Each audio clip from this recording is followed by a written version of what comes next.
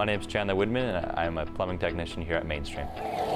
So my day-to-day as a plumbing technician, basically my job is to diagnose and fix and assess what type of issues the homeowners are having, if it's water-related, drain-related, or potential gas-related as well.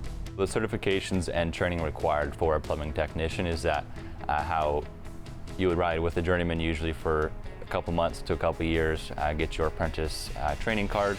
After that, you do go to a college one Saturday a month to kind of learn the book of the actual plumbing trade, and then with that you ride with your journeyman and accrue hours, and then along those hours, once you're finished, you take a test, you become your journeyman certificate for a plumbing technician. The demand for a plumbing technician or any trade nowadays is massive, just because of the fact that I believe the average age for a plumber is mid-50s or early 60s, if I had to take a guess. So there's a lack of young individuals coming into the trade. Some of the most successful skills and abilities that needed for a plumbing technician would be communication, being able to communicate with the homeowner and any of your teammates that you're dealing with. Also with that, your diagnostic skills, being able to think outside the box, because not everything works as it should, and then being able to think on your feet.